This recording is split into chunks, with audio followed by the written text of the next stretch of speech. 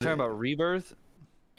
Yeah, Rebirth and Remake will not be going to Xbox from what we've heard from supposedly from Windows Central.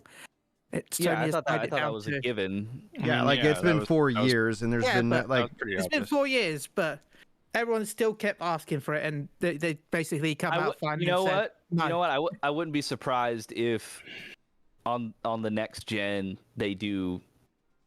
they release the all three. I don't think they will. Or all Xbox needs to do. You don't think they will? You don't think that they'll put all three together, charge like $80 for it, and sell it everywhere? They'll charge like 150 for that. I feel like it depends on who. 80. That sounds $150 for a game. One of the games will have come out like 6 or 7 years ago. I can see them charging 100, not 150. I can see them charging much does 100. Maybe 99. You guys know how much milk costs me now, right? Like, it's like, oh my god! You understand it, Kirk? When this comes out, it's going to be what? 6 Blu-rays. Cloud stream that, baby. Save that hard drive space. I think all Xbox has to do, right? But I think all Xbox has to do is just say we're a PC. Like, if Xbox allowed Steam, then Final Fantasy VII Remake's on Xbox. Like, it's like it is. Now the question, people will be like, well, why would they do that? It's like, well, I mean, honestly, it breaks up this concept of exclusives because Sony's already committing more and more to PC, and I think it's only just a function of time. Did you hear the rumor today that Sony is working on their own launcher? Oh, that makes perfect sense. It makes perfect sense. It makes perfect sense. Like, you don't have to leave the ecosystem, but we're not talking about a future that is device dependent, And so it's like, someone's like, oh, but like, I don't even care if Sony decides to publish their games on Xbox, but as long as those games, I don't have to go out and buy their hardware to play their games, and that's just the choice that I have because I have better hardware. It's like, all right, then that's great. And if it's a launcher on my PC, I'm fine with that. I have no issue. If it's, cloud streaming, no issue.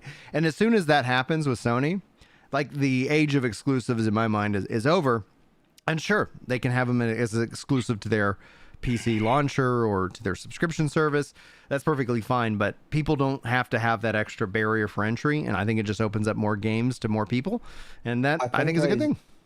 I think I said this to you before, Brian, because I think we've discussed the PC launcher aspect of it. You said that there wasn't really enough room for another community.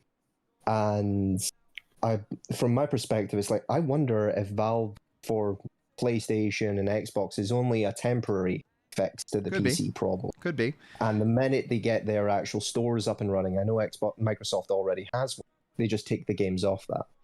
I hope that doesn't end up being the case because ultimately what I think we've seen is that even with exclusives on PC, like for the Epic Epic Store or whatever, ultimately people they're gonna play where they're gonna play. They're gonna stick kind of where their digital libraries end up being. And so taking games out of that, I think that would be that's a loss. That's a, in my mind, a greed focus move.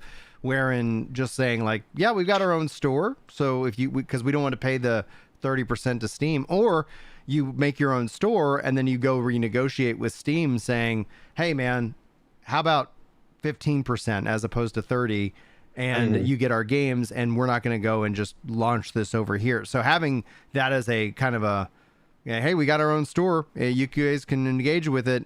Steam, we're going to pull our games unless you give us a better deal, because at the end of the day, like, if you're going to walk away from like a 15% fee and walk away from millions of sales, like, don't cry when all of a sudden you're not hitting your projected revenue streams. It's like, so I think a lot of those deals we'll never know kind of what they shake out as. But I do think that was actually a big reason Microsoft and the Activision Blizzard deal was so important for Microsoft, is because it actually gives them a lot of leverage with Steam. It says, we have so much IP. We're going to and now they also have battle.net. I think if they shift into that as their PC storefront, then I think that's a good solid move for them all around as well. But guys, do y'all have any final thoughts? Because I do actually need to get back to work. I know Kirk and I were talking about doing a little mini podcast if there's time, but we ended up just running long for the show and for kind of this post show. There's not enough here either. But, yeah, not to fill a full hour. I guess my only thoughts are like I'm excited about some, if not all, of these games. I just thought for a showcase, it didn't have any more oomph than like I'm in my Xbox subscription feed right now, and like the games that they put out since trailers of since 3 weeks ago are some game called Airhead, some game called Morbid, Balatro, Penny's Big Breakaway, the Battlefront Collection, that King Arthur game that I said I was going to talk about that I didn't get around to, like a Rust console edition expansion thing, a smaller Dune game, like, you know, and so like these are like normal uploads to their channel. Vampire Survivors DLC, and I feel like the games that were in this showcase were just the same. Like I'm excited when I see those. Like when I see an upload, I'm like, oh, what's this game? And I'll go click on it. But it was like, I just felt like the games that they brought for this particular showcase just look like more uploads in that feed. And I don't know if that's inherently bad. I'm just remarking on it that I feel like it feels very blasé. But the games are still cool. I guess just for a showcase, I didn't think that they necessarily brought the heat. Like, I don't know that I walked away from this super hyped about everything that I saw. And I feel like that's the goal of like a presentation like this. As far as on an individual game level, I am individually interested in a lot of them. But I just think the energy was a little bit lukewarm. That's all. All right. I can see that. Yeah, I certainly agree with Kirk on that.